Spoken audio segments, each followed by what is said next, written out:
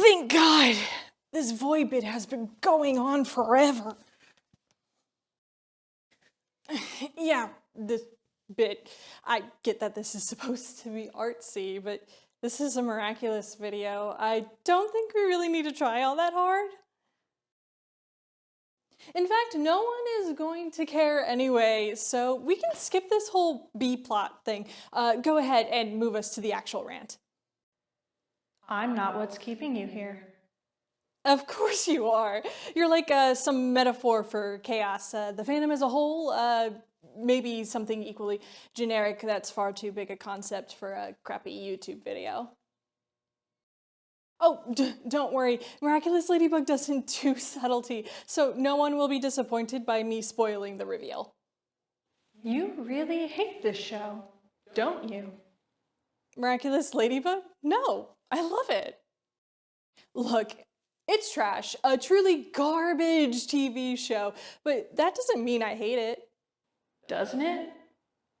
No, it doesn't. And if we could get out of this white void, I could prove it to you. So come on, let's move on to the rant. What are we starting with this time? A joke about how I waited till season 6 was practically here to make this? A rant about Astruck?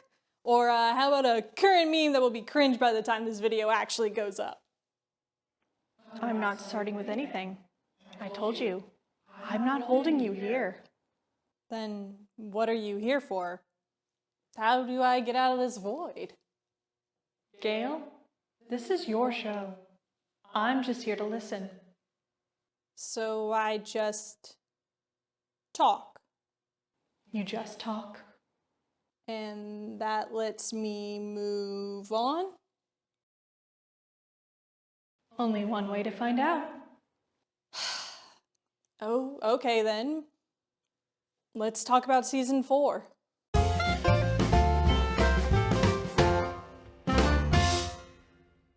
Watching season 4 is like... Whoa. 3 alternate Gales is far too many Gales. You're confusing the metaphors. Look, Buster, I worked for months on this here chibi VTuber model, and you better believe I'm gonna milk it for all it's worth.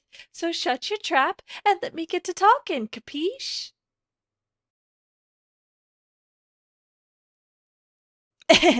So sorry about that. Where was I? Ah, yes. Watching season 4 is like watching your starter Pokemon evolve. It is clearly the same show as the previous 3 seasons, but there is something more intense about it. It's trying new things, it's making big moves, it's awkwardly learning to live with the changes of puberty. In its own way, season 4 is trying to be more than just another season of Miraculous Ladybug. If you want to see my complete thoughts on the individual episodes, you can watch my React series or my Kuro Neko video.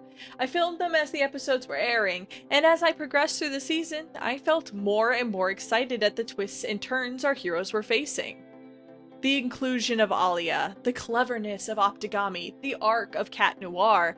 Season 4 felt like the first steps of a long journey for a show often criticized for never going anywhere. Alia is a highlight for me because her inclusion strengthened some of the weaknesses that came from the show being so slow. By having someone other than Marinette know her secret identity and be able to interact with the Kwamis, plans that were too complicated before now became possible. I loved how this is used in Optigami, with Rena Rouge being able to execute a plan Marinette came up with when she herself was indisposed. It shows how full the show can be when it doesn't have to rely on 2 protagonists who only talk about plot-relevant events to their magical pets. Another highlight is Cat Noir's distrust arc, even though it ended poorly. Up until Kuro Neko, Cat Noir's slow removal from their partnership is a painful transition that echoes a lot of feelings fans have about the superhero duo. He isn't the second half of a pair anymore. He's just another character in the array of heroes Ladybug could choose from. She even tells him so in Risk. Almost from the beginning, you could find complaints from fans about how secondary Cat Noir was treated in the show. And whether you agree or disagree with the notion, Cat Noir learning about Alia and Nino's identities being shared and starting to feel betrayed is a sort of reflection of the betrayal fans had felt for a while. And that synergy between character emotion and fan emotion is a big part of building drama and tension that is new and exciting for the series. Of course, it ends rather pathetically, and we'll talk more about it later, but until Kuroneko, it really felt like the show had finally committed to having something drastically change between our two leads. I also really liked the episode Guilt Trip, where Rose shows the world that the Miraculous writing team can write decent background characters. It is the only episode where I knew I was supposed to be learning a lesson, and yet I still cared. The friendship romance of Jaleka and Rose is very sweet, and the patience and understanding Rose had the entire time instantly shot her up to my favorite background character in the show. She has such a healthy, positive influence that took responsibility for her own shortcomings, and it really was a beautiful little character study. The last highlight I want to point out is the use of alternate art styles. This might be a personal preference, but I love when shows, especially cartoons, change up the style or add art to enhance a joke or moment. It isn't groundbreaking, but the little extra effort to add variety is appreciated. Season 4 really is a breath of fresh air when you look at what came before. It had permanent changes to the status quo, episodes leaning towards a more plot-heavy formula, and Marinette wasn't the only character that mattered. But Miraculous Season 4 is still the same show as Seasons 1 through 3, and unfortunately that means it still has the same flaws. It's the whole reason I never made a season rant after finishing. I knew what I'd end up saying was that while the season did take more steps to improve the pacing and plot progression, it was still clinging to bad habits. The introduction of new gimmicks that would ultimately be pointless before the finale, the introduction of new superheroes that show up once or in the background, reused villains, extraneous episodes that are just boring, episodes out of order, characters that should be important but aren't, the alternate romances being mishandled, the lack of time spent on major revelations, the inability to let characters feel things for a moment. Miraculous Ladybug is still the same mess it was before, and the improvements don't quite offset that. But hope is like one of those trick candles that you give a child on their birthday as a prank. No matter how hard you try to blow it out, it still lights itself again. The loss of all the Miraculous, the reintroduction of Felix, Ladybug's look towards Cat Noir, the ending of Season 4 was just enough of a spark to keep my hope burning. So I waited until Season 5 with a prayer that this was just growing pains. That change takes time and the show would continue to evolve and leave behind the rotten parts of its story to make room for new ideas, new adventures, and new emotions. That we were finally going to get the Miraculous we all dreamed of.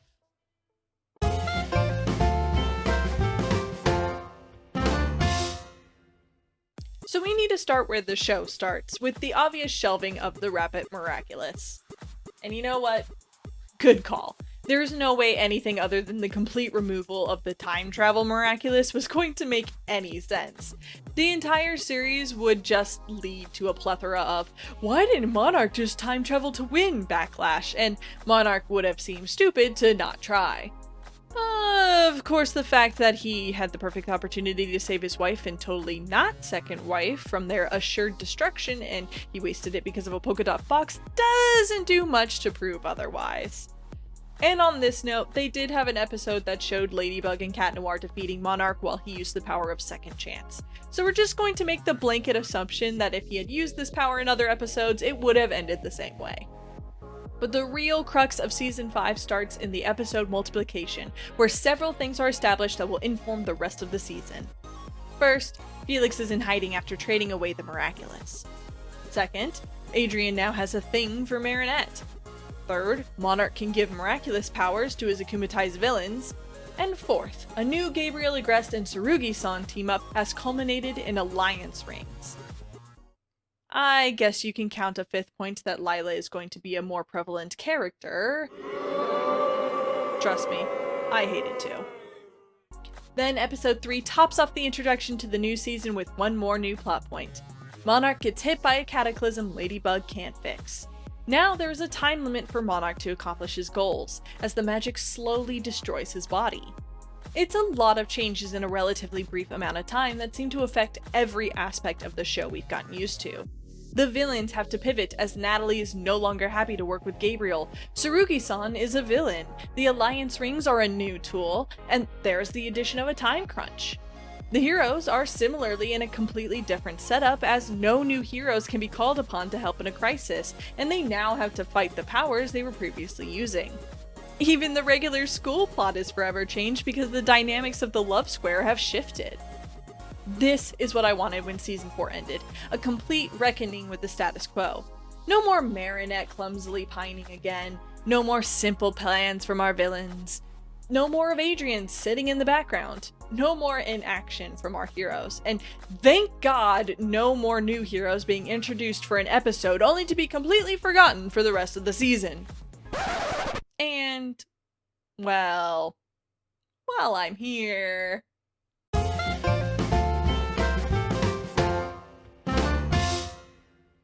When characters were being given their first Miraculouses, it made sense that they had to come up with a superhero name. Ladybug can't go around shouting, "Hey Max, teleport us to the villain so Zoe can venom it while Luca watches us with second chance. Oh hi, Alia!" Obviously, that's stupid, but when we added the ability to unify, the whole system seemed to collapse under the weight of its own fervent love of overcomplication. Now, not only can a person wield two powers with little regard for training, for example the dog-bunny combo used by first-time user Alex, but now they need complex names as well. Every character does. We have Pegabug, Multifox, Pennybug, Lady Bee, Cosmobug, Rabbit Noir, Snake Noir, Ice Cat, Rena Furtive, Scarabella, Flare Middable, Miss Hound, Canine Girl? Who cares what your name is? You are literally a dog hero for one task? No civilian is gonna know you even existed, and the two people who do know your true identity. So what is this name for? For fun? Why does every iteration of any possible combination of person and Kwame need a new name? I hate it. It's obnoxious that instead of just calling her Ladybug when she's unified with the power of the dog, we gotta call her something ridiculous like Barkbug. And we can't call every pig holder Pigella because then how would we market our toys? And there is no reason why it has to be this way. Even if you accept that every individual person who receives a Miraculous needs a new name, unification clearly doesn't make them a new person. Neither Monarch nor Cat Noir has ever looked at Lady Bee or Lady Ice and was like, "OMG, who are you? Totally new person I've never seen before." It's crazy. There's no way they'd remember all these names in real life, and quite frankly, half the names aren't even clever. They're just an animal plus descriptor that they pulled from a warrior cat's name generator. Actually, while I'm on people with too many names, I thought Shadow Moth was hideous and really couldn't get worse, but then Monarch 2.0 came out and I was stunned. The purple skin, the black sclera, the ears popping out of the bright purple bald cap. This is an art piece that depicts just how ugly a man can be. There is actually nothing about this look that I like, and when he reveals it, he starts the transformation with this beautiful white silk lace pattern that I thought was going to be paired with the stained glass wings from Monarch 1.0, and that could have been gorgeous, but no! We have the world's preeminent fashion designer, fragrance maker, eco-investor, artificial intelligence manufacturer, and whatever else this man does for work in the most egregious use of purple that even the Joker wouldn't touch with a 10-foot pole. He is literally more purple than Purple Guy. Also, why can't he just be Hawkmoth, Shadow Moth, Scarlet Moth, Monarch? All awful. He should have just stayed Hawkmoth. At least he was moderately well dressed back then. So this really matters to you. What? The character designs, the names, they must be important for you to be bothered by them. Well, I wouldn't say important. Then how would you phrase this feeling? Am I in therapy right now? Is that what you are? My therapist? You don't have a therapist, Gail. You're a narcissist. Oh, yeah, that's right. So why are you so angry about a costume change? Look, this isn't me being angry. This is me being baffled. These are such bizarre choices. Why have 50 named heroes? Why have the villain change outfits when no one ever sees him? I get that the answer is most likely to sell toys, because that's what the answer always is. But, like, really? Ice Cat? Ice Cat? But that hardly matters to the show. They barely use the names. If it's just a background detail, why care? Why care? Because Miraculous always does stupid crap like this. Instead of new akumatized villains for our heroes to face, it's the same rotating cast of idiots. Dark Owl, Collector, Pharaoh, Vopina, Glaciator, again. And even when it is a new villain, like Manipula, her power is to use the wax models of the heroes, so it ends up just reusing models in a new way. Soul Destroyer is just Soul Crusher, Night Tormentor is just Purple Collector, Gold Record is just Gold Bob Roth. Actually, they really like turning people into gold. So they waste their limited budget and time making new models and outfits for the characters we expect to be consistent, but don't bother changing the part of the show that's meant to be new. It shows a stunning lack of self. What is this show? Is it about a hero duo or a hero team? What is Monarch's plan? Just use whoever shows up and hope it magically makes things work out for him? We had a moment in Risk where the point was that Monarch had a plan and found a person to fit it, and that worked wonders with a custom Akuma and Centimonsters. So why is he akumatizing the ice cream guy for the 80th time? And why doesn't he give everyone the power of resistance so none of them are affected by Cataclysm? Why doesn't he have everyone hide their akumatized objects now that Ladybug doesn't have access to the power fetch or time travel? Why? Because that would make for a very bad television show. Then they should change the show. It doesn't need to be a villain of the day show anymore. The format no longer works now that they've formally made the jump to a continuous plot. It halts everything for a formula we've already memorized by heart. Akumatized villain does gimmick. Ladybug or Cat Noir, fight them for a bit. Maybe throw in a new hero for a quick use of their super special powers, and then Lucky Charm and win. It adds nothing to the viewing experience already, but then you add the fact the villain isn't even new, and it's even more worthless. Take Jubilation and Dark Owl, for example. His only villainous action is to have Discount Marinette hanging over some paint. That's it. He literally hangs her over paint, and then it's the power of the gift that actually adds value to the episode. But it's so rushed and mishandled because they have to waste time setting up Darker Owl getting akumatized again and resolving his pathetic issues, so the episode ends up not being anything memorable. And this episode bugs me because it's another missed opportunity that ends up mediocre because they're too busy following a formula that no longer fits the tone of the show. Ladybug and Cat Noir get trapped in the desirability, and they both see this, quite frankly, horrifying version of a future they both want. It dilutes their dreams to a life married together with kids that has nothing to do with their wants as civilians.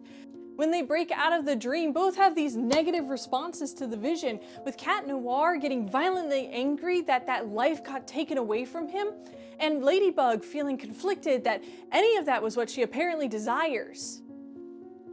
It feels disjointed. The dream was clearly made to be comedic, with fake mustaches and uncomfortable baby dolls. It wasn't designed to be a serious look at what they desire in life. But then their reactions are serious. They act in a way that indicates this dream really affected them, really pulled at places deep inside, with Cat Noir almost killing a man. For this dream right here, where every scene doubles the amount of Uncanny Valley hellspawn they had? I'm not saying this moment shouldn't have been funny, or that I wasn't chuckling as the gags surprised me, but if they were going to make this funny, they needed to commit to it, and if they were going to make this sad, then they had to build up to it. Had it been a montage of moments like the opening of Up, where we are shown Ladybug and Cat Noir experiencing things together that had actual meaning to them as characters, the heartbreak might have resonated better, or at least had better context. But as it stands, the comedy and tragedy in this sequence doesn't mix well. So your anger boils down to missed opportunities? We're still talking about anger? I'm not angry. It's just stupid. They could have had a whole episode that was a beautiful climax to the series that then gets revealed to be the power of gift that had been used by a new villain. Both could have had separate dreams that showed what they really wanted at the beginning of the series, but as the episode progressed, they got more aware because this isn't what they want anymore. They've changed and their desires have changed, and this disconnect allows them to separately realize they're in a dream. Then, after they wake up and defeat the new villain, each individual dream can come up in future episodes as motivation to help them fight for the future they truly want. And I just came up with that idea in like a minute. They had probably like days to brainstorm how they were going to use this power, and they came up with Darker Owl. This sounds like anger to me. Oh, you want to see anger? I'll give you anger.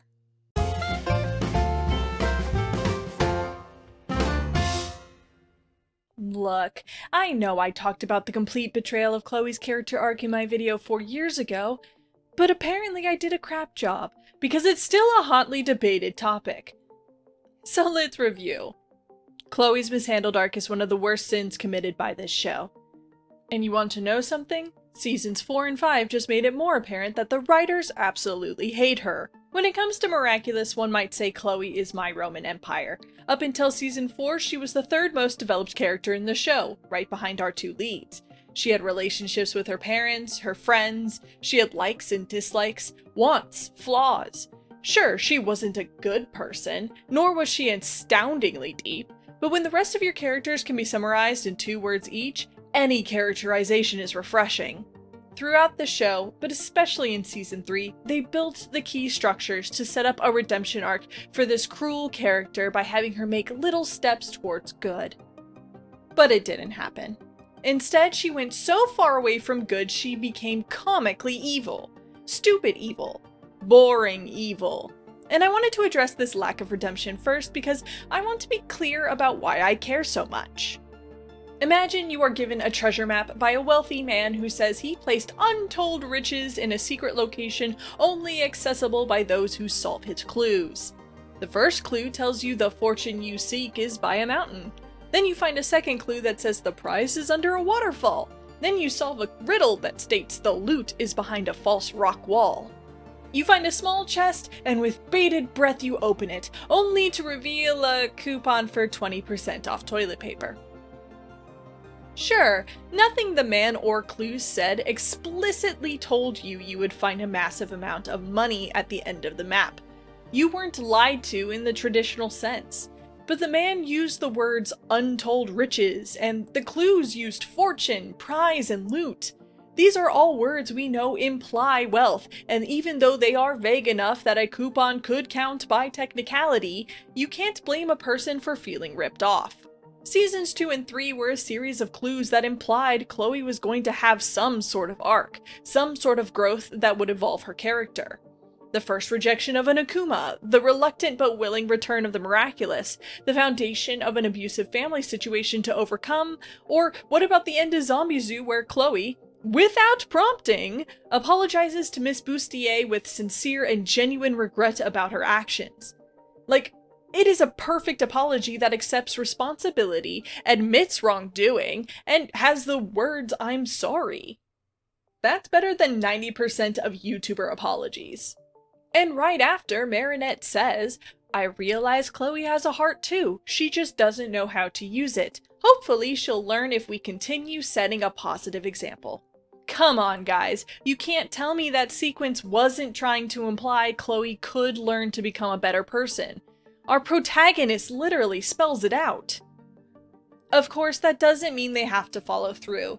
Technically, the writers never promised us a Chloe redemption. They just made it out like it could happen. But it's not good writing to lead your audience to a conclusion only to pull away at the last minute. Need an example as proof? Look no further than Rey's parents' reveal in The Last Jedi. That went about as well as Fire Festival. Have I thrown in enough pop culture references to seem relevant yet? Now, the writers could have had Chloe ultimately fail while still fulfilling the redemption promise. Had they written Marinette honestly trying to work with Chloe, had put together episodes showing them learning to work together, and Ladybug trying to be a responsible role model, then, when the climax of Season 3 occurs, Chloe could have had a difficult choice put in front of her that led to her betraying Ladybug. This would have still hurt, but at least it would be a continuous arc. Just a tragic one. As it stands right now, the way Ladybug and Marinette treated Chloe makes our heroine look petty and short-sighted. I'm not going to go so far as to say Marinette was evil. That's stupid. Anyone who uses this to vilify her is missing the point. Chloe has done worse things, but when given clear morally good characters, as with Marinette, we expect them to rise above and do what is best, even if it's hard.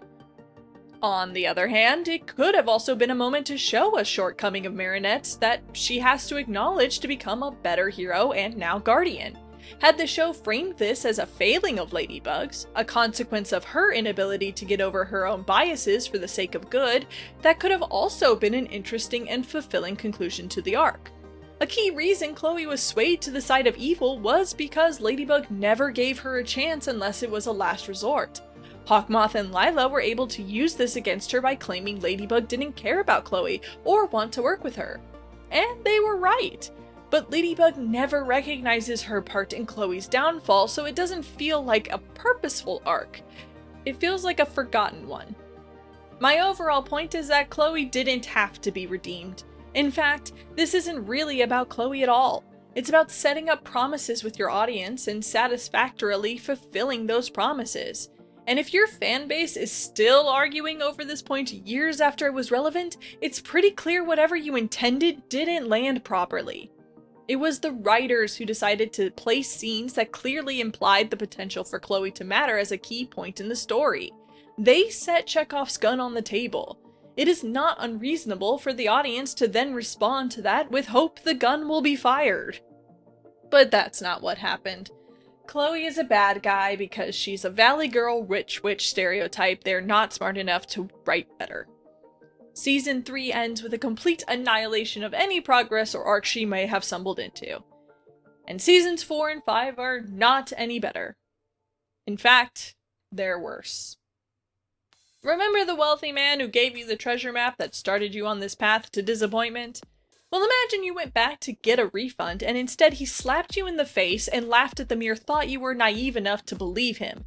Then he brings out a quirky version of you and tells you they actually got the treasure because it was real, it just wasn't for you. Zoe is a walking abomination. I'm not gonna lie and say I gave her a fair shot. I thought the mere idea of giving Chloe a secret half-sister who was unbelievably good was ridiculous. Utterly ridiculous. Of course she's never been hinted at or mentioned before, because the writers made her up in Season 4 so the B Miraculous could go to someone who wasn't Chloe. And where has she been? Boarding school in America for the entire time, I guess, because Chloe doesn't know her at all. But now she gets to come to Paris for reasons, and look at that, turns out she has this awful bullying backstory about having to act like someone she isn't to fit in that we'll never get to see because it's lazy exposition she just spouts out. Nothing about this character is endearing, because her character is a formless blob. Zoe's only flaw is wanting to be liked by her family, so she acts like Chloe for a bit. And after one episode, that flaw is cured, so that she's as morally impeccable as the rest of the cast. There is nothing interesting about her, with her singular trait being a dream to be an actress.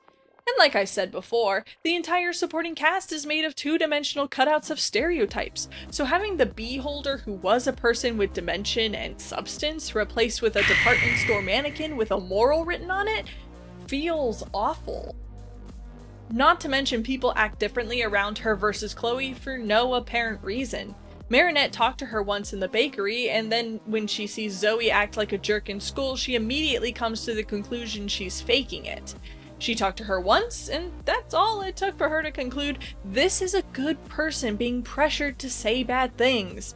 Then by the next episode, she trusts her enough to give her a whole Miraculous, instead of someone like, well, anyone else who she has already trusted with a Miraculous? Or a trusted adult? And the plan didn't need it to be Zoe because secret identities, so it wasn't like this was the only way to save the day. And then they gave the cat Miraculous to Zoe and I literally died. That's why this video took so long to make. Because I'm dead.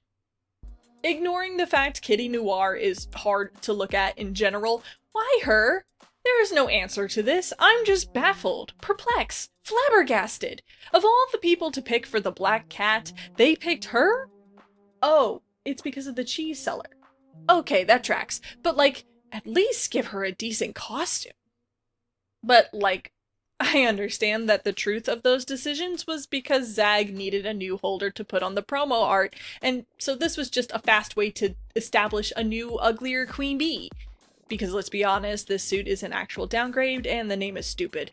None of this was actually about making a real character that would matter to the story as a whole. She's filler. She won't really matter to Marinette, she won't interact with Adrian, and she won't change Chloe. She's just here to be here because someone has to be. And I guess side note, because I'm sure someone is thinking it, no, being gay is not a character trait. I applaud Miraculous for its diversity. I do think it is one of the show's strengths, and having a character confirm they are gay is important, but it matters for one episode and then her feelings never come up again, so it's not something that counts as building a deeper character. In fact, the way she positively accepts Marinette's rejection with no negative emotions makes her even more flat to me. I guess I can give her a little credit because she did change from her first appearance as a shy girl to a confident one, and season 5 will have her taking on more active roles. Well, as active as background characters can be in Miraculous. I think, in the end, I can never get myself to like her because after that first episode, she's always right. Never selfish, never makes mistakes. She is just good. That's her only trait. Good person. Like everyone else. Contrary to popular belief, I am an adult and I could live with a filler character that doesn't do anything special if it wasn't for one seemingly tiny detail. One itty bitty little detail that digs under my skin, like a splinter just tiny enough to hurt and yet be impossible to remove. That splinter's name is Andre. Mayor Andre Bourgeois has always been a spineless fool who is constantly wrong about everything from policies affecting the city of Paris to how to be a good parent. So when Zoe came to live with them, you would think he would follow Chloe's lead and bully her into following the family dynamic or shower her in gifts and money to buy her love like he does with his daughter. Instead he does neither? He shows her his secret bunker of dreams and tells her about his past and lends the space to her. Later he will grow the tiniest bit of spine to help her against Chloe's wishes and defend her against her spiteful requests.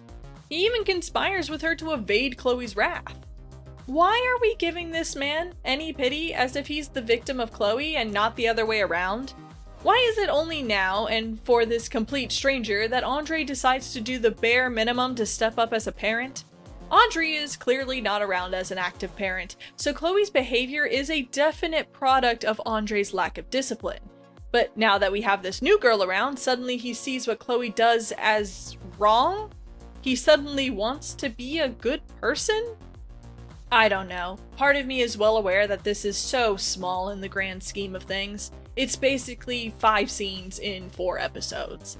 But it's one of those things that feels like a purposeful slap by the writers to fans who fell for the redemption setup.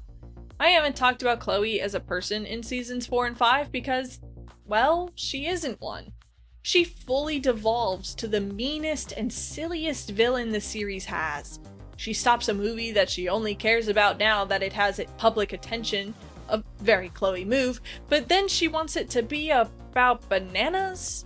She needs to have the word generous defined for her, and only then does she decide to bother Marinette so she isn't seen as giving. She just tells her teacher she's been cheating since forever, even though she originally had the sense to hide it, and admits to taking precautions for it never to be found out. She openly asks to be akumatized, aggressively bullies Sabrina, doesn't even care about Adrian anymore as a friend or otherwise. Remember in Felix when she sent a heartful message to Adrian about their missing mothers and how she'll be there for him? Don't worry if you don't, the writers apparently forgot too. Chloe has reverted back to season 1 levels of basic bully villain. It's as if the writers are saying, all that growth you thought you saw? Nah, she was always a complete terror and there was nothing good inside her. See how awful she is? Also, her dad isn't totally awful, so it was all Chloe's fault she was completely unlikable. They even have a line where Rose tries to give Chloe the benefit of the doubt because her mom abandoned her, and Maylene claps back with, well, so did mine and I didn't act like an a-hole, which ignores the core of that argument as not a justification but a contributing factor, and also furthers the survivorship bias that comes with abuse. Because I'm sure the message Miraculous Ladybug wants to send is that if you don't survive trauma with morally good habits, then you were a bad person all along. To me, it feels disingenuous, like a complete refusal to look at what they themselves set up as character growth. It's almost maliciously meant to spit on their audience instead of trying to tell a satisfying narrative. Because let's be honest, at this point, we don't even need Chloe to be a villain. We have Felix, Lila, Tsurugi-san, and Monarch. If they had Chloe become part of the background and instead focused on our actual evil villains, nothing would have been lost. But instead of a reformed Chloe or a complex hero in Queen Bee, we get... yes, the takeover of Paris by an unakumatized teenager who is now the mayor. Oh, she got there because she was listening to Lila? That makes so much more sense.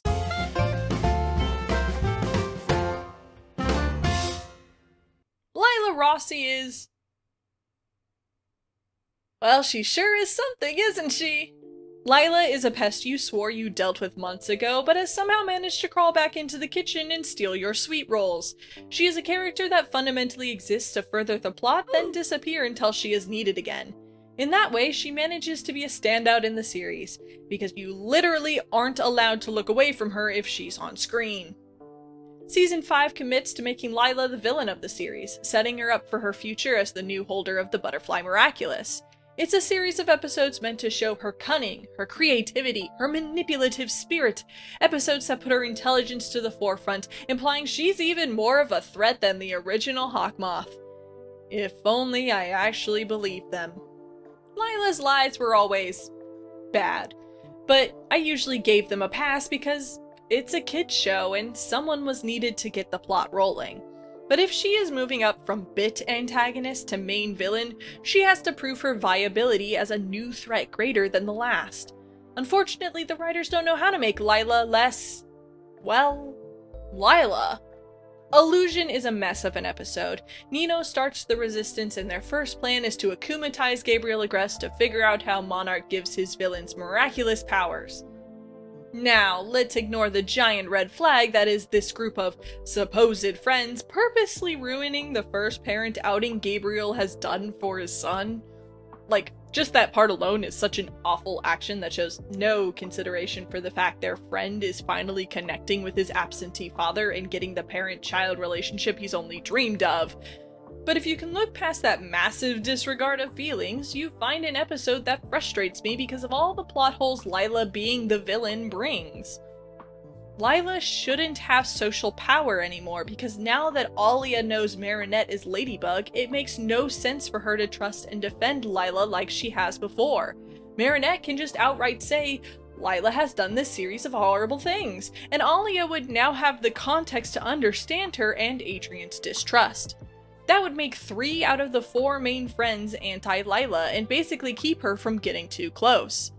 Not to mention, I don't see a reason for Adrian not to warn Nino about her, considering Nino wouldn't accuse Adrian of being jealous like Alia did. Much like any Lila-based episode, in order for her type of villainy to work, everyone else has to stop thinking and communicating like normal people.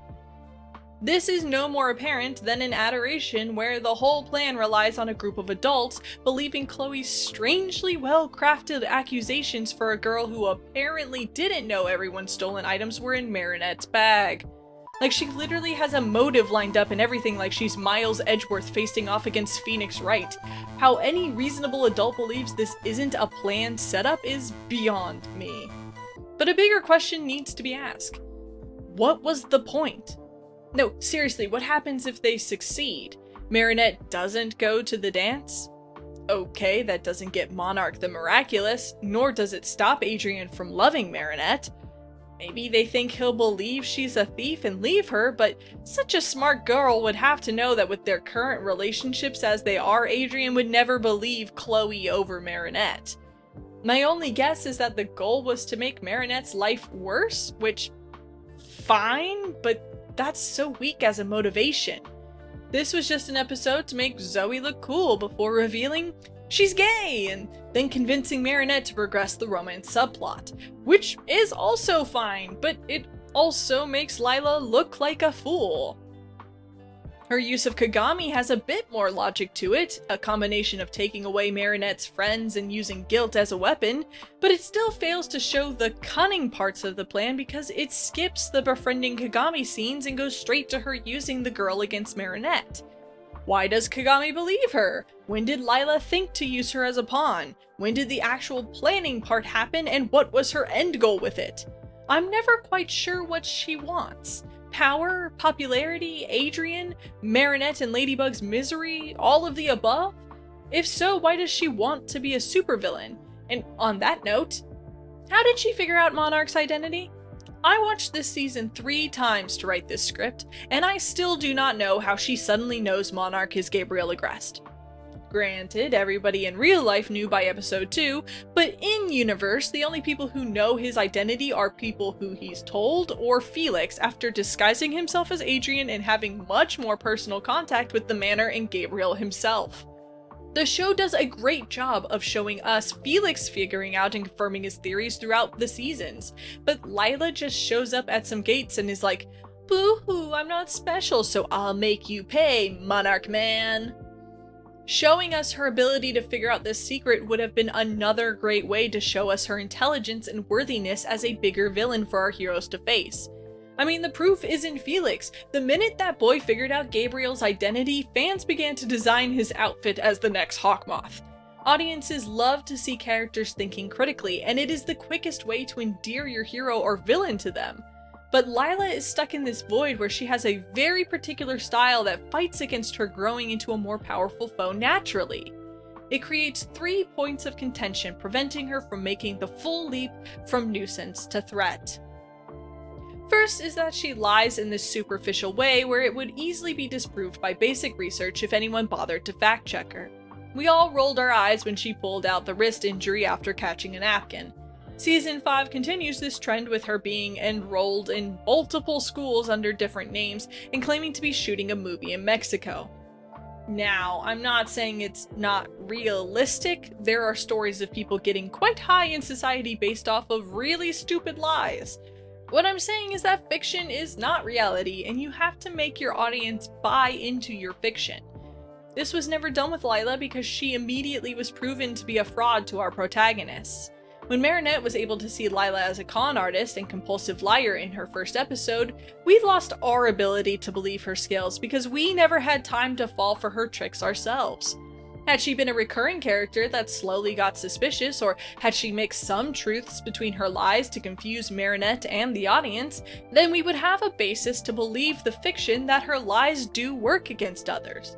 But as she currently stands, the audience has always had the gift of foresight, and that makes the belief in her lies seem ridiculously naive. You can think about it like the old belief that water and bathing were a source of sickness. Sure, with hindsight and scientific knowledge of germ theory, it seems obvious that being clean is healthy, but back then all they knew was people drank water downstream from a pig farm and they got dysentery and died. Learning Lila's manipulative behavior as soon as she is introduced is like being given germ theory at the dawn of civilization, allowing us, a properly informed audience, to immediately identify her as the plague. The second point working against her is the fact she constantly loses. Her first episode is her losing her ability to control Marinette. She then loses her chance to get Adrian, loses her ties to Gabriel Agreste, then loses her control on the rest of the class. She can't even get Kagami to permanently hate Marinette despite multiple attempts. Lila is shown to be an ineffective antagonist who is thwarted by the actions of Marinette without the costume. We don't fear characters who never win, hence why Monarch had to get all the other Miraculous to pose a threat. Making current Lila the new Hawkmoth feels like making Jesse and James the new heads of Team Rocket, doomed to hilarious failure. The last point against her as the new main villain is the fact she never builds on her past. Every time Lila does something, it's new. New lies, new identities, new tech. Lila is almost never written to build on what she has established or done before.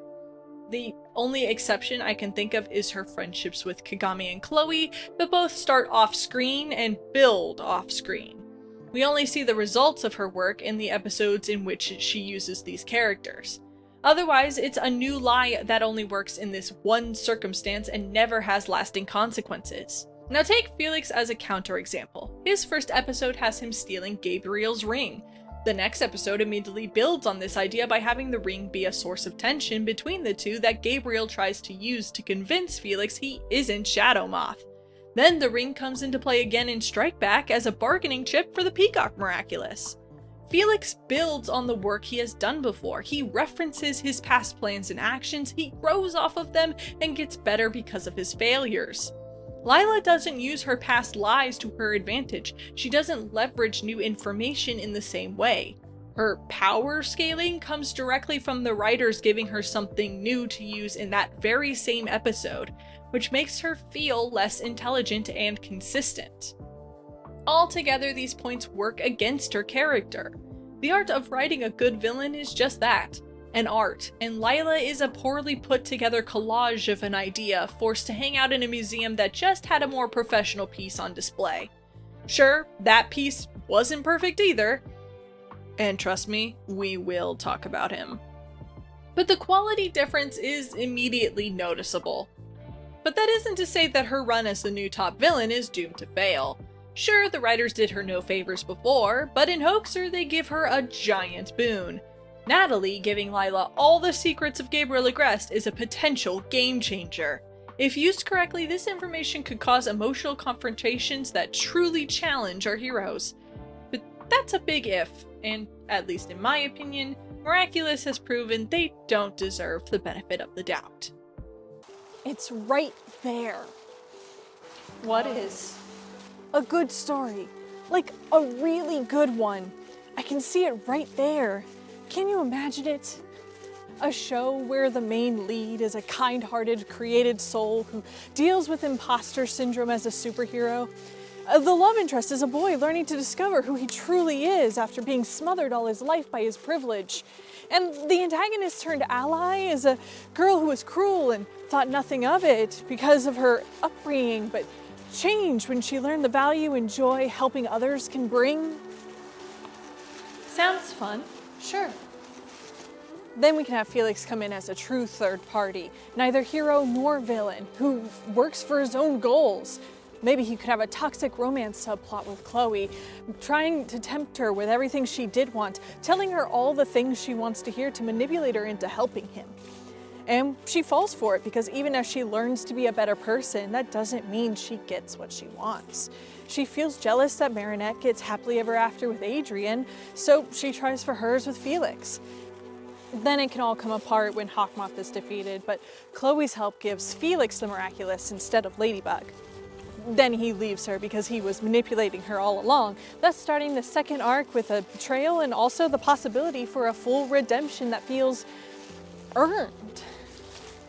Wouldn't that make Chloe a bad guy again?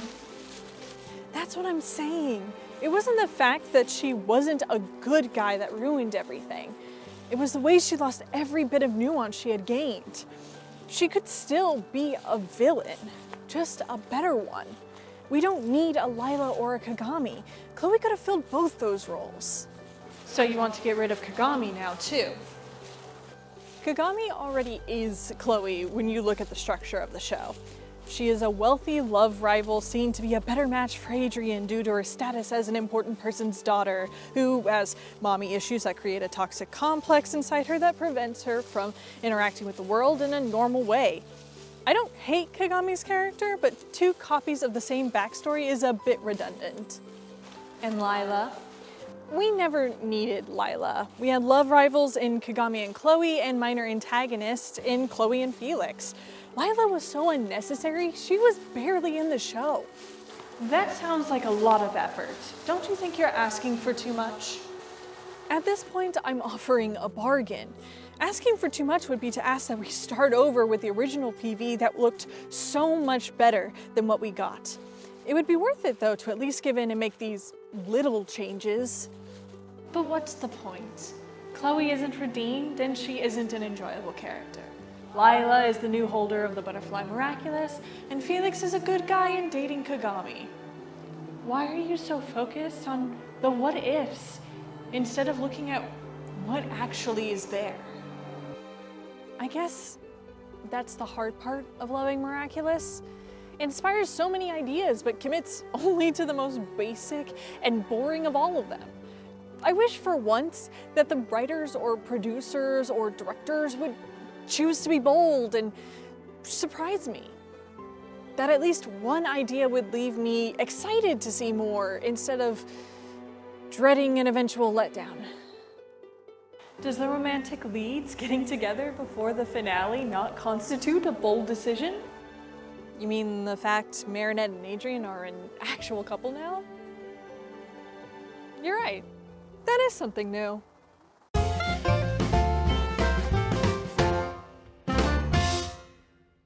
I once read a comment on one of my Miraculous movie videos where the person said they liked the movie better because they hated the love square.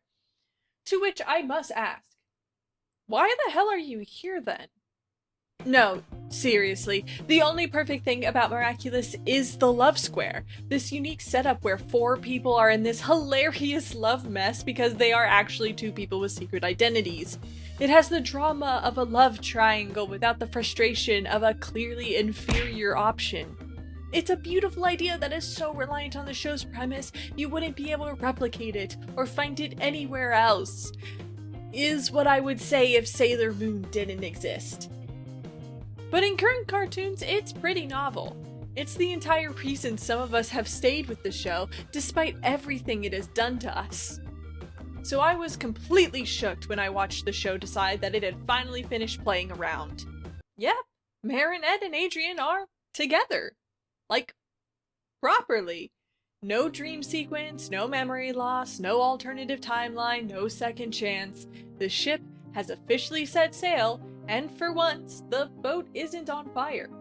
And how they got there is kind of astounding because I don't want to say Marichat stands won, but we kinda did. I mean, sure, Adrianette is technically what ultimately won, but Marichat came out of nowhere for a blaze of glory over the finish line before crumbling to ash on the other side. It starts in determination with Marinette running from her feelings for Adrian while he confirms his love for her. By the end, Cat Noir says some kind things to Ladybug, and so Marinette's crush swings over to him. Now, the show is pretty clear that Marinette's crush on Cat Noir is slightly influenced by her trying to avoid the possibility something might happen with Adrian now that he shows signs of reciprocation.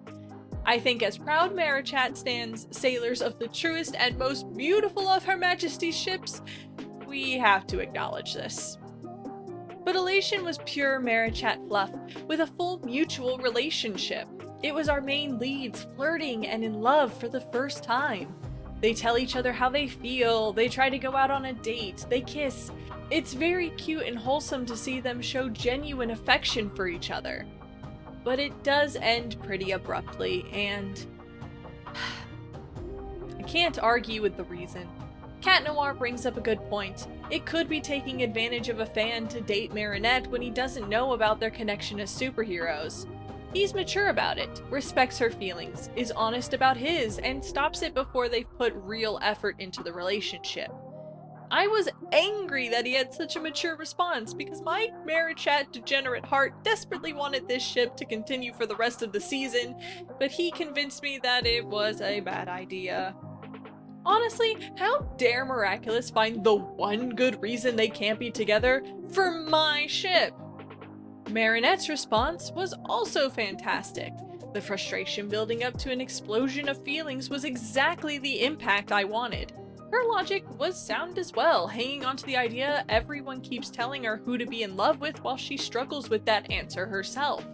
It is a doomed romance from the start, but both the highs and lows are done exceptionally well. It even has Alia and Tiki learning from their mistakes, because even if they were right, it wasn't their place to tell Marinette how she was feeling. Overall, it was a great episode, and it's been a pleasure slowly sinking on this ship with you all. Immediately afterwards, however, we get to Kwame's Day, and I feel conflicted. It's a half-baked idea to begin with. Marinette is so destroyed over her 5 minutes with Cat Noir that she gives up on everything. Adrien is ready to convey his feelings to her, and the whole interaction is awkward. My main problem with this setup is the double talk. To us, the audience, it makes perfect sense, but to Adrien, this should be a sound rejection. He doesn't know that being Ladybug is what's holding her back, and clearly being Cat Noir isn't stopping him. So when the Kwamis decide to revoke their powers and find new holders, Adrien should be completely confused. In his perspective, Marinette rejected him, told him she doesn't love him anymore, and that there is no chance in the future for them to be together. Then his Kwami tells him on top of that, he won't be a superhero anymore. It should make no sense to Adrien why that is the response to his love issues, and quite frankly, he should be crushed. Marinette also has a plot hole. She's the Guardian. Shouldn't she pass on the guardianship if she revokes being Ladybug, which means she needs to lose her memories? She's part of the mission as long as she is Guardian of the Miraculous, which despite having no real effect without the other Kwamis, is still her job. It's a very forced scenario, but it does lead to interesting developments. Their new dynamic at school is very cute. I mean, it is very cringe with a date happening right in the middle of a public cafeteria in front of all of their friends, but also very sweet. Monarch's plan is fun, though why he waits to akumatize someone is beyond me. Black blowing up his own ring to keep Monarch from using the wish was cool as well. It was 2 episodes that had a lot of flaws, like the existence of Kitty Noir, but was also fun television, and it set up the general feeling our 2 leads would have together. Very cringy sweetness. I gotta be honest, Season 5 Marinette and Adrien are probably my favorite versions of these 2 characters. Marinette is more aware of her flaws, less dismissive of Cat Noir, and a lot smarter. The episodes do her so much more justice when it comes to her intelligence and gift for creative planning. In Destruction, she shows off her skills by planning a scavenger hunt that would lead to a trap for Monarch, and in Deflagration, she shows her deductive skills by solving the clue of the Lucky Charm. In the past, I've criticized the show for not expanding on what is Marinette's problem-solving skills versus the power of her Miraculous, but this season really makes clear that Marinette is a gifted planner and problem-solver on her own. In much the same way, Adrien is shown as a mature, impatient boy who does love deeply despite the flirting. He has listened to Ladybug's feedback and refocused on the mission. He's taken more time to think through his responsibilities as a superhero, and more importantly, he's been a saint waiting for Marinette to be comfortable with him. Nothing has made as much of an impact on his character like his response to Marinette, his assurance that she can take her time and to do only what she's comfortable with. It is actually such a healthy depiction of respecting boundaries and shows real love for her in a non-traditional way. And I love the enforcement of that lesson when their friends try to speed up their relationship and Adrien doesn't think of his wants first, but about Marinette's comfort. So I really like both of them together. It isn't the easy, boring romance we all feared it would be. The writers did something unexpected by maintaining Marinette's issues with communication even after confession. I think that idea is novel. I've never seen a relationship where they both know they like each other, but one of them still needs to work on letting themselves be in that relationship. It makes them both look better as people, because you can clearly see them trying their best to make the relationship work despite the hiccups. It makes me want to root for them. And yes, A lot of it is cringy, with Marinette continuing her clumsy shenanigans and Adrian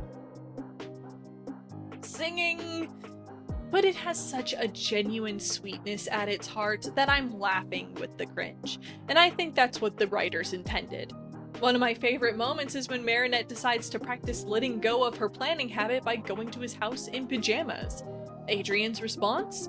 To get in pajamas as well. That's so much fucking sugar. I'm now diagnosed with type 2 diabetes. It replicates the feeling you have in a relationship when you or your partner do something weird or idiotic, but you feel safe enough to laugh and embrace it because you know they love you.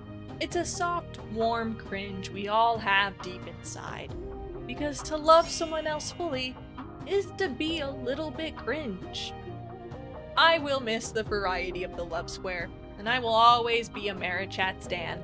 But I like this relationship a lot, and I like that they finally got together. I think their relationship is one of the highlights of the season, but there is a big dark spot thrown in the midst of it all. An episode so outrageously dumb that it creates a mark, not just over the season, but the entire series. An event so cataclysmic even Ladybug's Miraculous couldn't fix the damage. That episode is... Derision is a flashback episode that decides to answer questions no one asked about the show, namely, why is Marinette so nervous around Adrian? But it does this by landing the finishing blow on Chloe's reputation and blasting Kim with strays at the same time. The only part I liked was Marinette having panic attacks, which are actually very well animated and colored to be distinct and distressing to watch. It evokes the feeling of anxiety and panic altering reality quite well with a very simple effect. On their own, I wouldn't mind them as an addition because they do add to Marinette's general anxious behavior.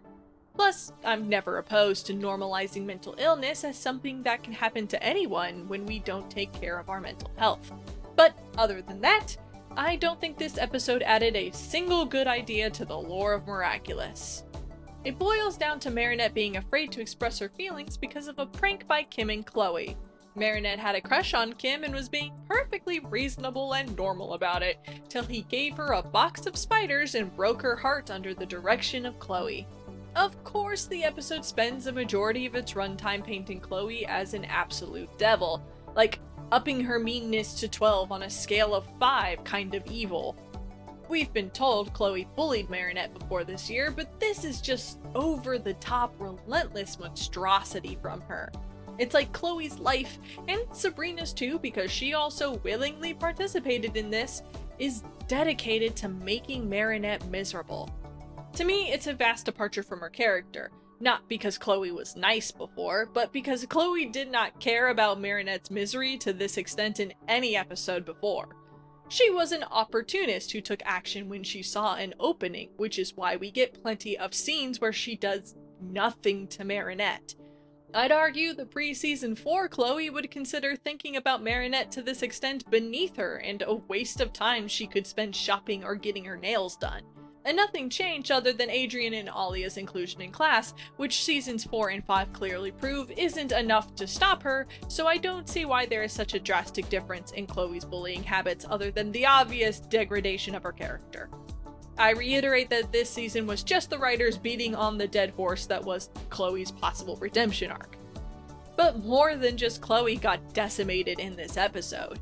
In a strange attempt at a censorship narrative, I guess, Kim became more than a clown.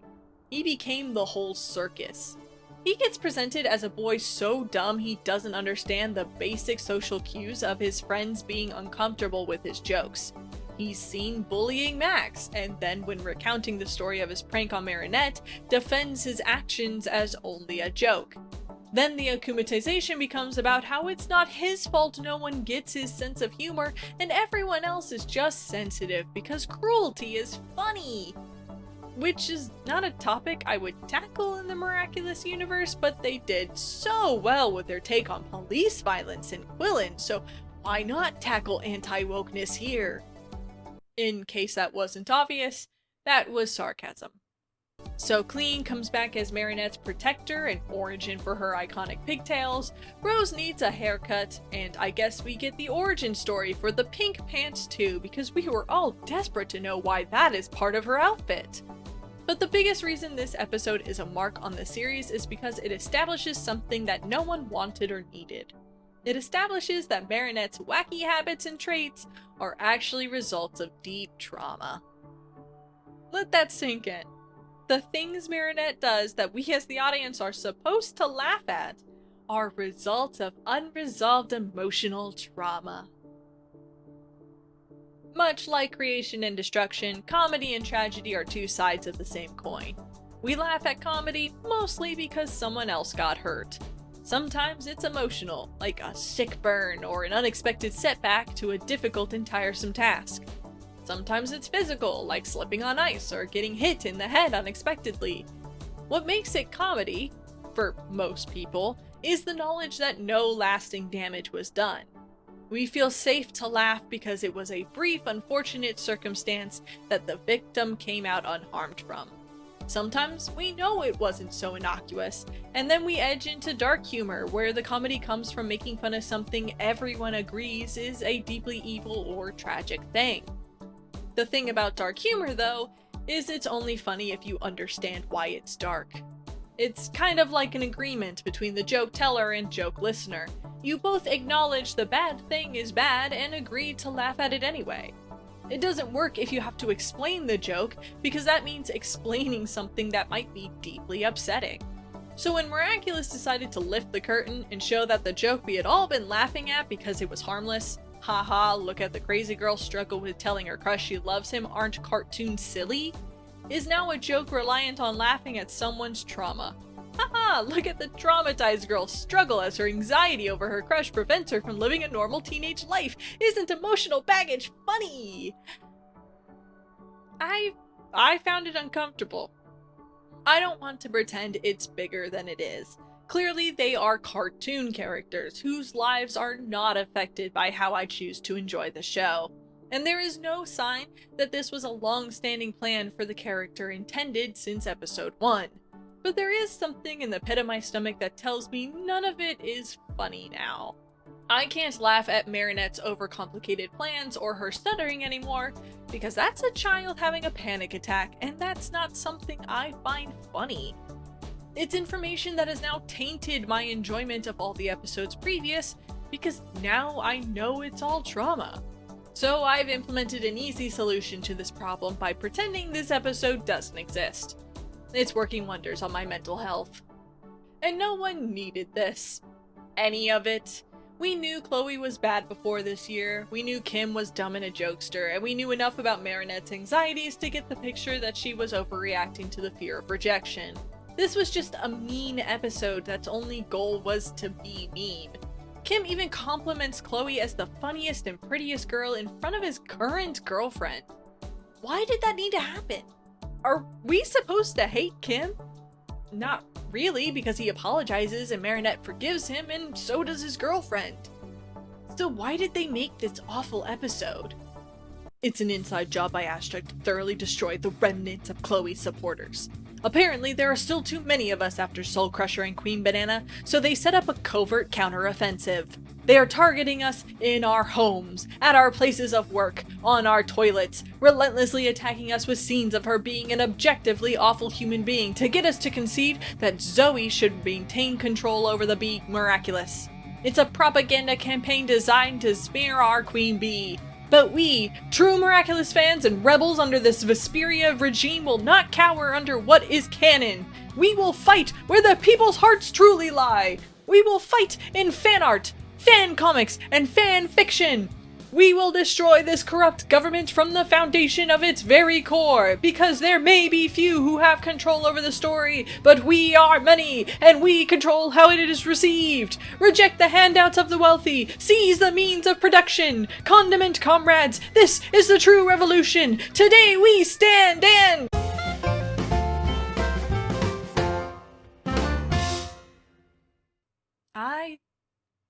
I don't even know where to start with this guy. Up until season 4, Felix was a certified villain. He starts his first episode digging around through Adrian's things, stealing his phone and deleting the caring messages of his friends, and then sexually assaulting Ladybug. His last appearance ended with him stealing all the Miraculous and giving them to Shadowmoth. Do you see how dumb this is? Giving them to Shadowmoth to trade for the Peacock Miraculous.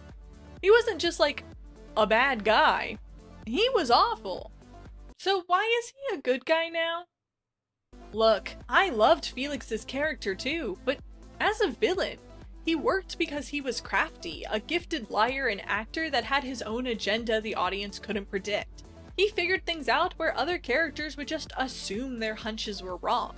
He used people and emotions to get what he wanted, regardless of the consequences.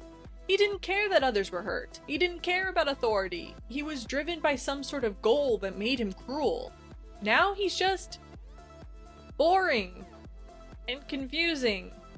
The story is now about Centimonsters and Felix and Adrian being a pair of them since their moms were infertile and way too many rings, and it's told to us through the power of horrifying interpretive theater, which is a whole lot to unpack, so hold tight. Adrian and Felix's moms are actually princesses and both got married, but Felix's dad was abusive. Felix's dad and Adrian's mom used the Peacock Miraculouses to create the boys, but the magic killed them both. Felix at some point learned about his true identity and got the ring that controlled him from his dead father, which allowed him to be truly independent. Then he supposedly was trying to get the Peacock Miraculous from Gabriel Agreste all along so that he wouldn't be poofed out of existence. And that's why he needed the other Miraculous, because that was the only way to make a trade. But now he's trying to do the same for Kagami and Adrian because they're just like him, crushed underneath their parents' expectations. Okay, Adrian is actually a Centimonster too, but Kagami is more unconfirmed. She is at least spiritually like a Centimonster, so they are all basically the same. And now that we understand that Felix was actually a good guy all along, it's totally fine for him to become a permanent member of the superhero crew, right? Right? What the hell is wrong with you all? This isn't Chloe levels of character assassination. This is just a new character. Where is the boy who looked down on Adrian and let him take the blame for his troublemaking because it kept him out of danger? Where is the boy who slipped a ring off his uncle's finger in a magic trick with the ease of a professional pickpocket? Where is the boy who thought sexual assault while pretending to be his cousin was a cool move? No, I am not going to let that go. It was actually gross. And even if I did buy that he was always supposed to be a good guy, which I don't, there are so many questions that need explaining. Why did he want the rings that control Adrian considering we literally see him wearing his dead father's ring in the first episode, so they don't control him? Why did Gabriel give that ring to Felix at the end of Gabriel Agreste if it literally houses the soul of his son? Why did Felix need to trade all the Miraculous and the super special ring for one Miraculous? If he wasn't evil, wouldn't he have limited it to 1 or 2, or just the threat of telling Adrian about his mom's comatose body in the basement? If he wanted Adrian to be free, why trade the special ring at all, since Natalie proves just one is enough to cancel out orders from the other?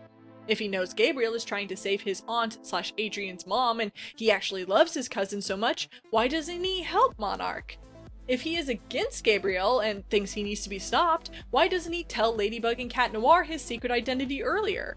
What was his original plan? Because he can't have been banking on the random chance Ladybug gave Adrian the dog Miraculous, but it was actually him and she didn't immediately ask for the Miraculous back, allowing him to get to Gabriel to make the deal. Why doesn't he try to sleight of hand away the Miraculous like he did the ring? Surely Gabriel showers just like every other human being. I don't believe Felix was a good guy before this season. I just don't. Even in the brief moments that could be interpreted as affection for his cousin, he's still a smarmy jerk who clearly has a superiority complex and an ulterior motive. But then season 5 rolls around and suddenly he acts totally different and awkward and in touch with his emotions. He literally stalks and kidnaps the girl he has a crush on after meeting her once and is all, "Wait, girls don't like being forced to do things against their will? Sorry, I just don't know how to communicate very well." No! The original Felix would have made plans to take her to her perfect date spot by using technology and disguises to research her. It's literally his defining character trait. He's a manipulative plotter. But I truly don't care how he woos Kagami because this entire ship is garbage. Kagami and Felix make a terrible pairing. They're both perfectionists, but their goals are so opposed. Kagami spends the whole season struggling to find connection with her peers, while pre-season 5 Felix isn't trying to empathize with anyone, especially those he deems beneath him. Their love is based on Felix constantly telling her not to listen to her mom.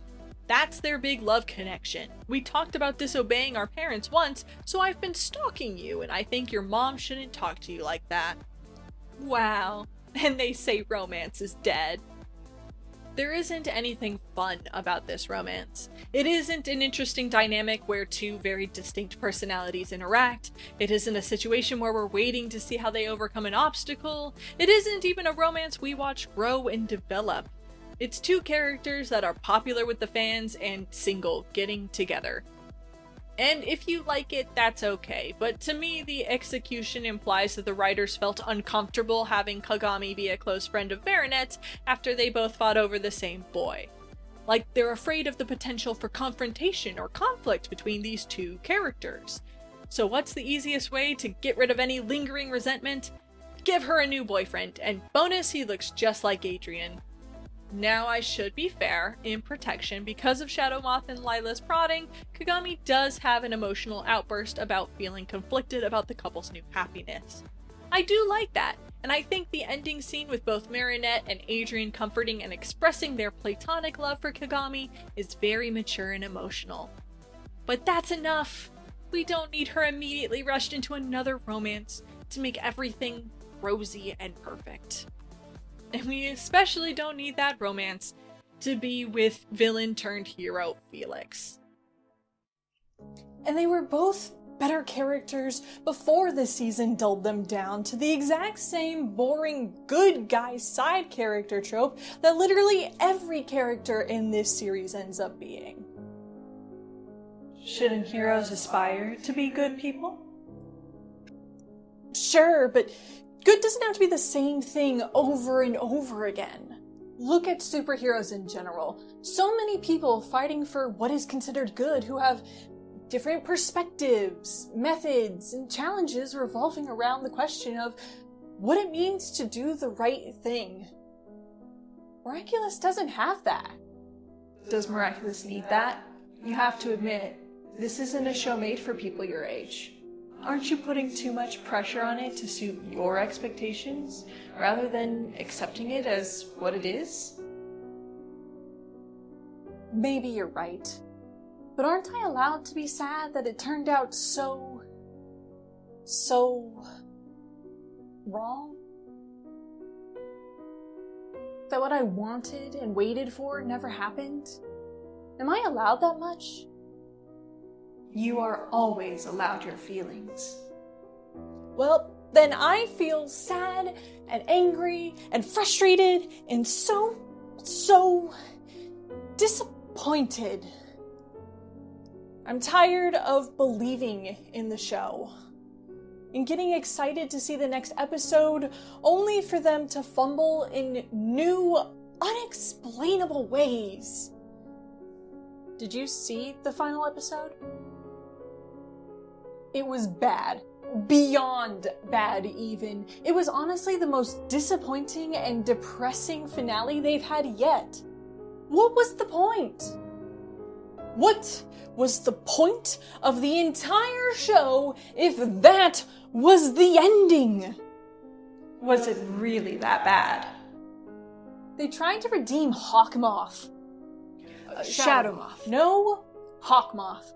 The name change was stupid, and I'm tired of playing by their 5 names per character game. They spent the finale not on the plot lines and confrontations we've been dreaming of, but on redeeming Hawkmoth.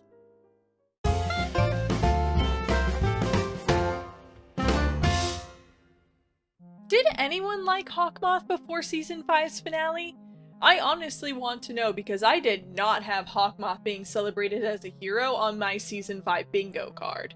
What a bizarre choice to make after spending 5 seasons trying to prove that Gabriel Agreste is the literal worst human being. But I guess Miraculous has always been consistent at choosing the worst plotline at every opportunity. Gabriel Agreste, and by extension Hawkmoth, has always been an awful person. He started as an absentee father who restricted his son from school and making friends, then he moved up to abusive father who punts his son halfway across the city, then he became a man who literally controls his son's actions with mind control, stealing his free will. And that isn't even mentioning his side gig as evil villain who manipulates people's vulnerable emotional states to cause untold terror and destruction over Paris. Also, half the time those emotional states are because of his actions, because he is also the epitome of an evil billionaire businessman. But if 4 seasons of Gabriel participating in the villain's triathlon isn't enough to convince you he's a horrendous person, then season 5 was Gabriel Agreste going for the undisputed gold. He starts the season by tossing all his goals out the window along with his last chance at redemption because he sees a spotted box. Then he literally calls the Kwami slaves, feeds them hamster pellets, drains their energy in a clearly painful process to attempt to heal himself, creates an AI copy of his son, continually violates his son's autonomy with that AI copy, tries to break up his son's happy relationship, continually forces an alliance ring on his son despite repeated rejections all so that he can potentially be a stronger villain, and tops it all off by forcing his son to move to a different country and locking him in a literal white box. Even Natalie, who was his most stalwart ally, now sees him as a cruel man. And that's important because Natalie kind of serves as the audience's litmus test for how bad Gabriel is. She is a character who cares for Adrian, but also has full knowledge of Gabriel's work as Hawkmoth and his motivations. She creates an opportunity for us as the audience to see Gabriel in a better light because she interacts with him on a unique level, as equals going towards the same goal. Up till season 5, she filled in the various cracks left by Gabriel's abuse, making it not justifiable per se, but at least more tolerable. The audience was at least able to say that between the two, someone had Adrian's best interest in mind. But when she breaks and claims Gabriel has gone too far, that's a signal to the audience that we too should now believe that Gabriel is beyond the small bit of sympathy we might have had for him. And that idea is built on further with his new partnership with Tsurugi-san, who only encourages him to double down on his controlling behavior.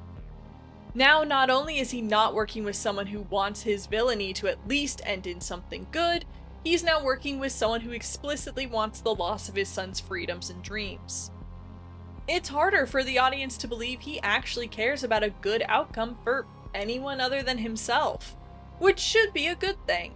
When Marinette finally had the courage to confront Gabriel and gave her Baker Girl speech, that had power in it, because the audience wants to see the bad guy taken down a peg, because we want to see our heroine finally get a victory for herself. We had just listened to this grown man try to tear down our girl with the legitimately terrifying prospect of ruining her future as a fashion designer, and she instead responds with reassurances to her boyfriend and a calm rebuttal to his father. And it is a really cool scene. Even the little freakout afterwards was a cute character touch.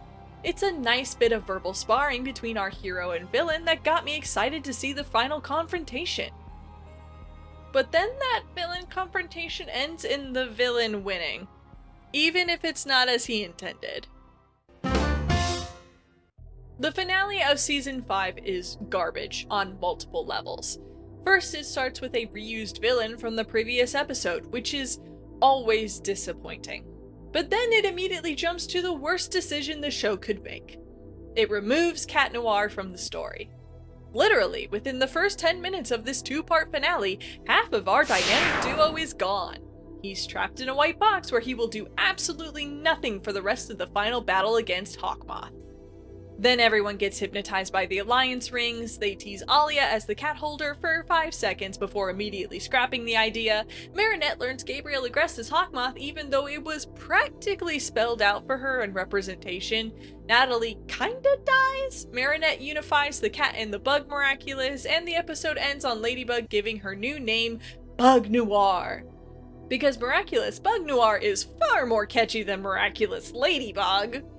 Then the next episode decides that what we really wanted was cameos from the 2 Miraculous movies.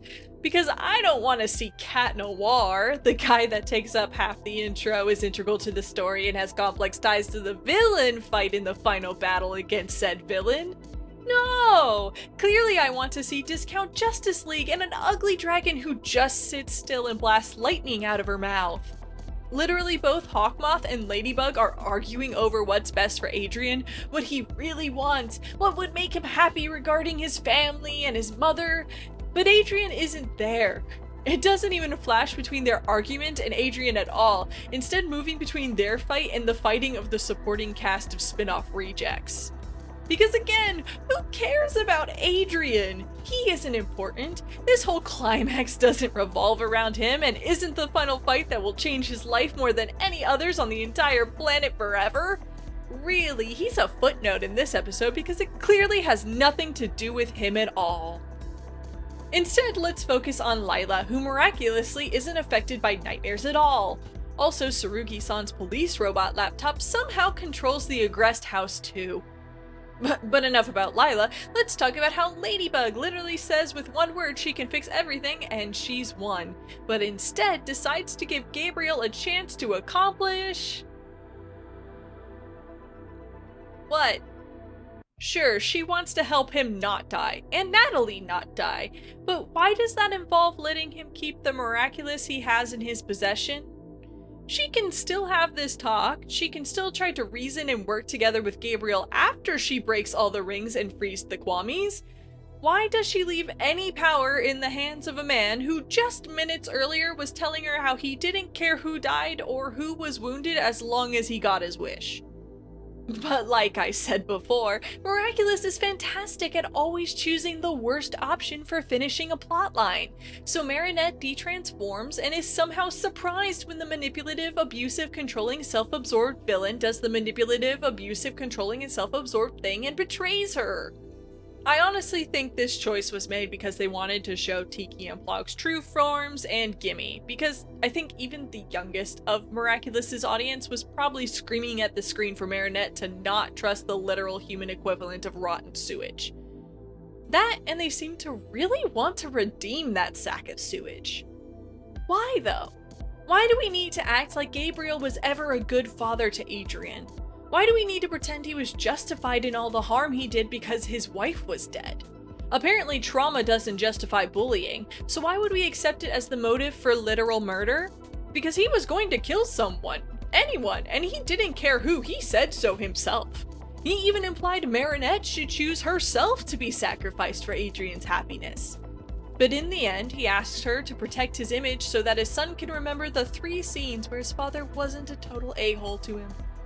Then he dies peacefully with his wife's corpse and nukes the world, changing reality forever, but like, vaguely, so that we can't complain too much about this not being the real Marinette and Adrian anymore because the writers can retcon at any moment and say, no, that's totally not what happened, that white light encompassing the universe was just for fun and had no bearing on the state of the world at all, this is totally not an alternate universe and all your favorite characters didn't totally die.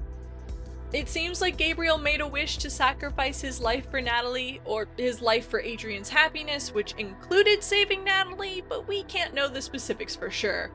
All we know is everything is better now because the teacher is the mayor and they moved to green energy in a utopian version of Paris without cars. Probably because they were too hard to animate. You can't just keep insulting people. That's rude, and it's not very funny. They animated a car! That's more background animation than Miraculous has ever had! The city feels lived in! The Butterfly Miraculous isn't returned though, because somehow between the fight destroying most of the Agreste basement and the destruction of reality, Lila was able to find the Miraculous and escape without anyone noticing. Nuru also refused to do Ladybug a solid and bring the Miraculous to her, so I'm starting to think he likes being used for evil. So Ladybug hands out the other Miraculous to their new owners, and we start a new era with a baker's dozen of heroes running around Paris ready to fight whatever evil comes next. So with how nicely this new timeline works out, Gabriel really was the ultimate hero all along. He got the Miraculous, he made his wish, and nothing bad happened. Ladybug should have just given him her Miraculous at the beginning of the show because clearly this is the message the show wants us to leave on. that there is a perfect wish that can fix everything, resolve all the problems you created as a villain, and you can have a statue and be known as a hero even by your son who you abused for years. Because there is no such thing as consequences. Because as long as you aren't a 14-year-old girl, you can be redeemed for any trauma you cause. Because stories don't need satisfying endings as long as everyone ends up happily ever after. Right?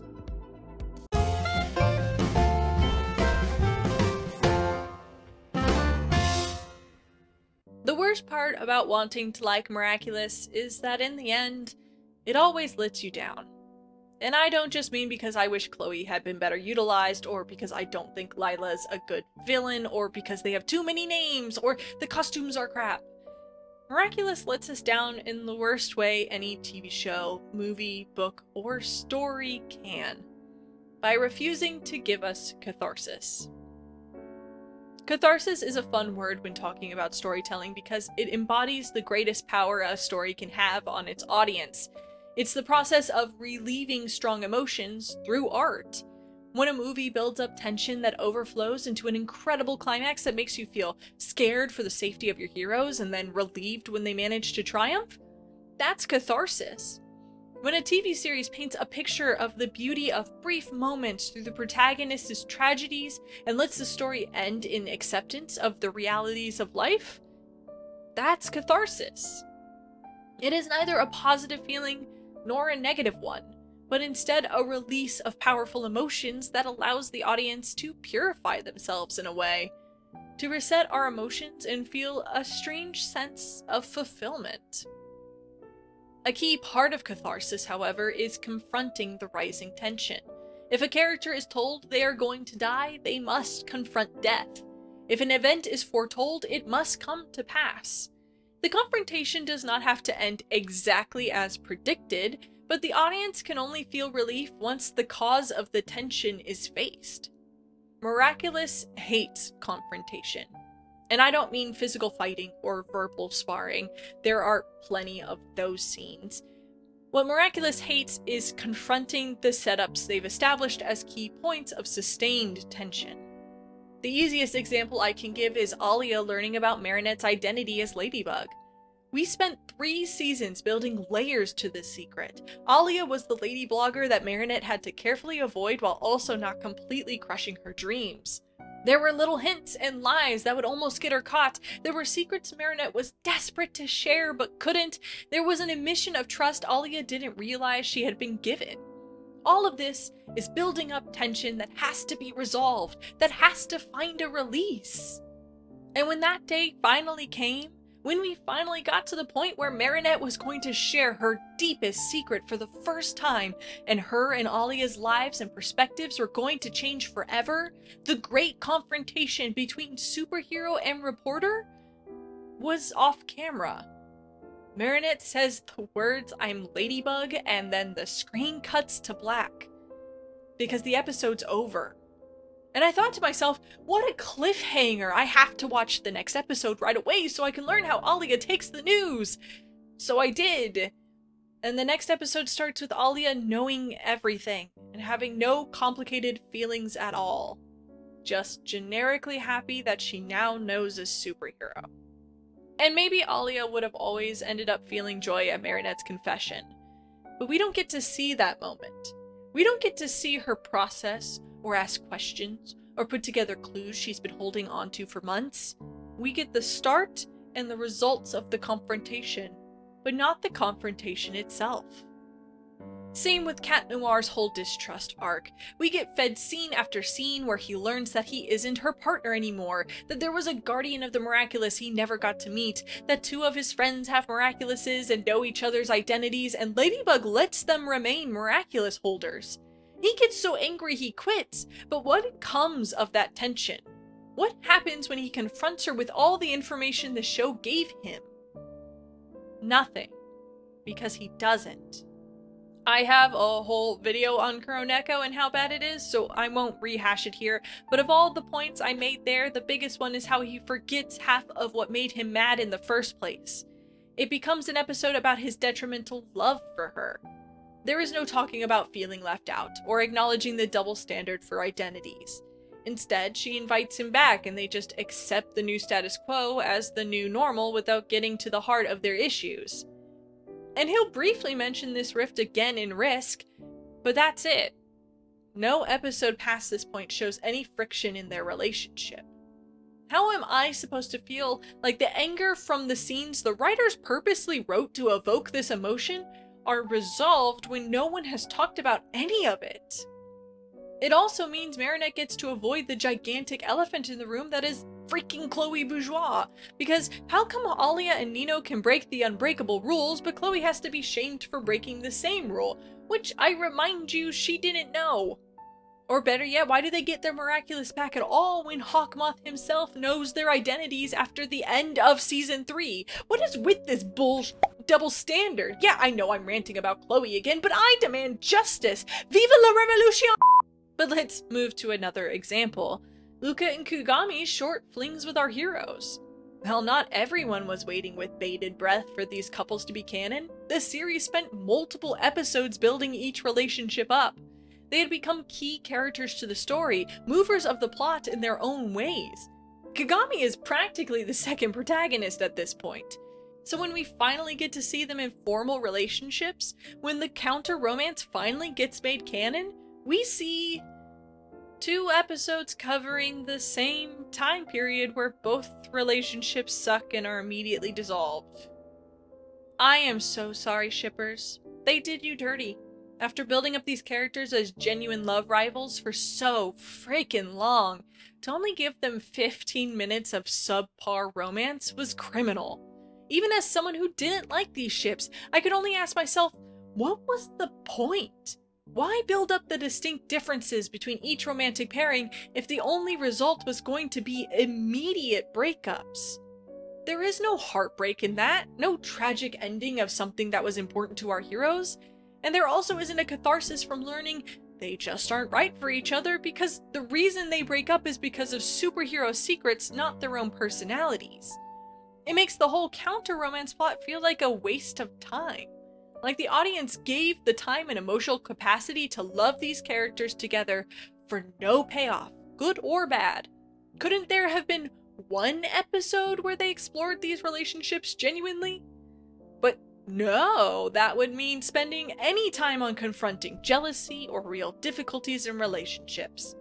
Half of their time together is just a series of montages allowing us no time to connect with what made them like each other in the first place. Instead, like before, we got the start and the results, but not the actual content itself. And you know what's sad about this? This isn't even the worst case. I could have forgiven the lack of Alia's reaction because maybe she was just genuinely happy her friend finally let her into her secret and the idea of a super friend overrode any other thoughts. I could have forgiven Luca and Kagami because they still remain friends, so they weren't entirely pointless, and the whole second love triangle thing was getting pretty annoying by the end anyway. I could have even forgiven Kuroneko because, oh, who am I kidding? I'll never forgive them for Kuroneko because we missed out on angsty cat noir and now I have to read copious amount of fanfiction to cope with my loss. But I could at least write that off as me being spiteful and wanting more in my old age.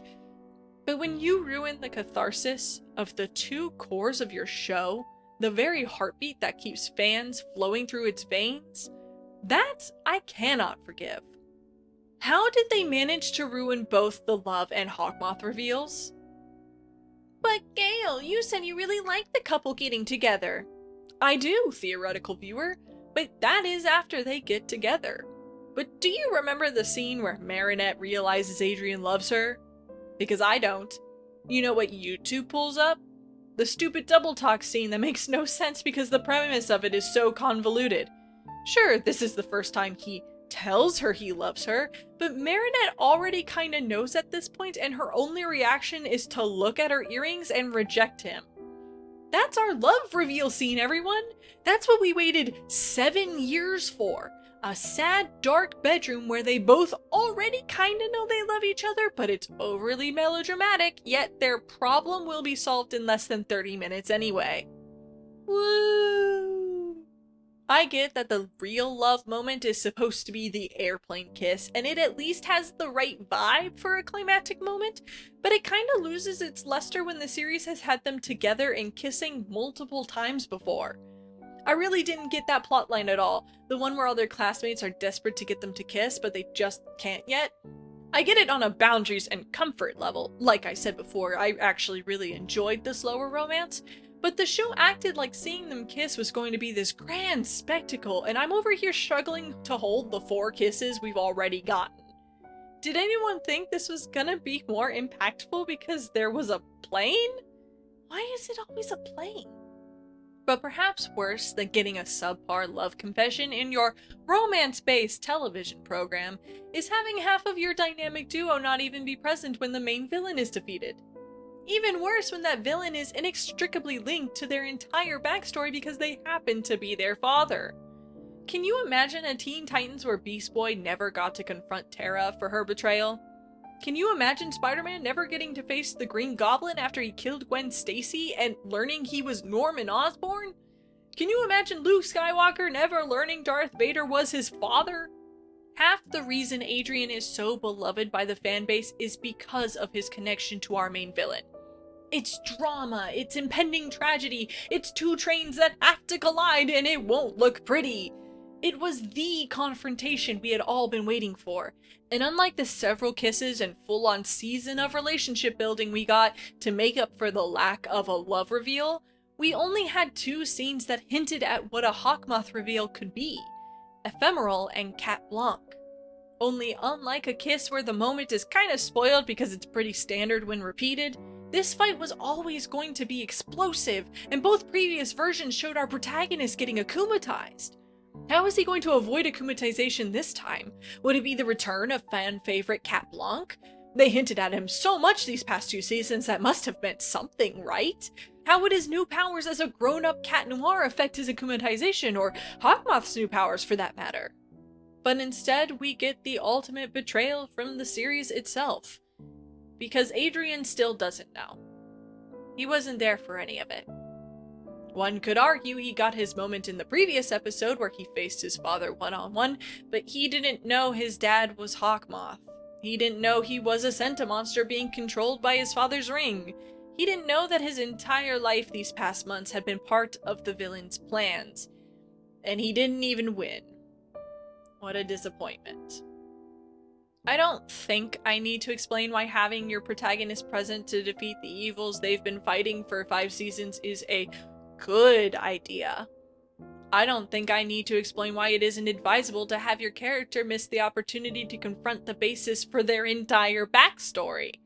And it doesn't matter if he learns all this next season, or if somehow Gabriel is brought back as a good guy and has a confession scene, because the tension is gone. Not released in a sudden, satisfying way that leaves you thankful you experienced the emotional ride, but slowly. Over weeks and months as you get numb to the feeling of disappointment and indifferent to the very idea of the show. And that's why Miraculous is the worst show on TV. Can I leave the void now? I don't think that's true. Of course you don't. What are you, my oh-so-secret love of the show? I already said I like the show. I'm talking about it, aren't I? I haven't shut up about it for the past 4 years. Then what was your favorite part of the new season? Clearly, the scene where Gabriel breaks out into a dance. Wait, when the show turns into a musical? Definitely.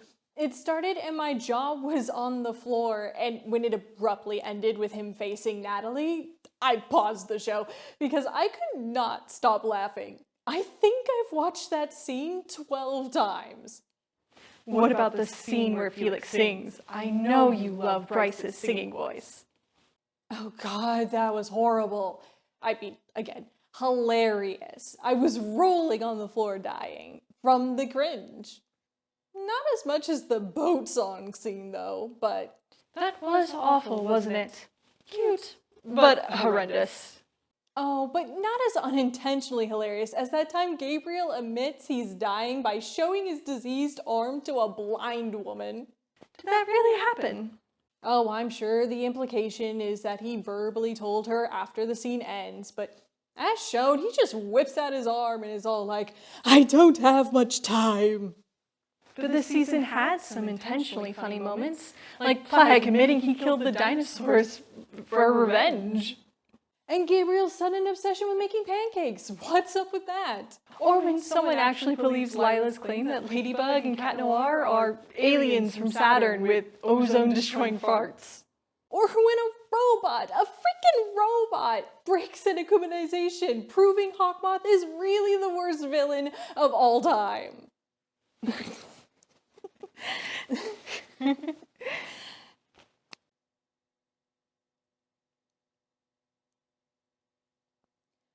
I don't love Miraculous anymore, do I? I think I used to. I did genuinely want to see more. I was excited for new heroes and the romance and Hawkmoth's backstory. But you don't feel the same anymore. I guess I don't.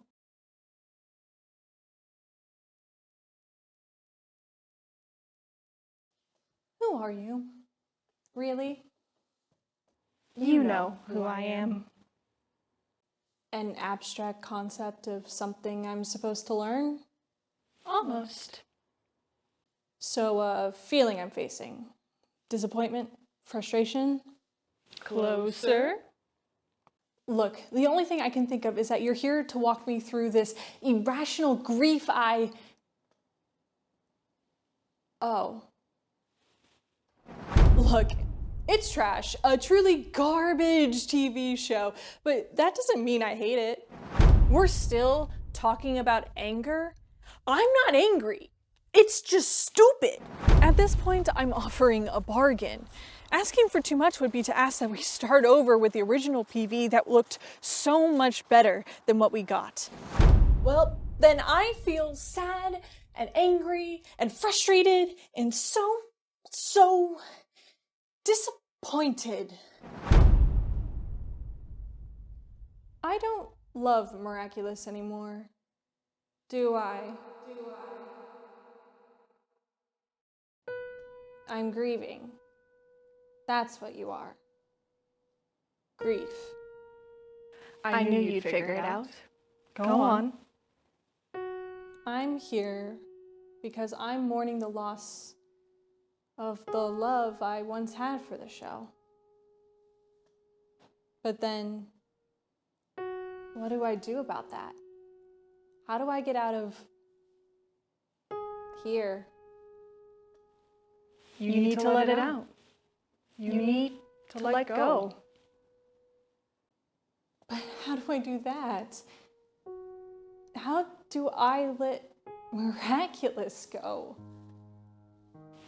You do what you've always done. You rant about it.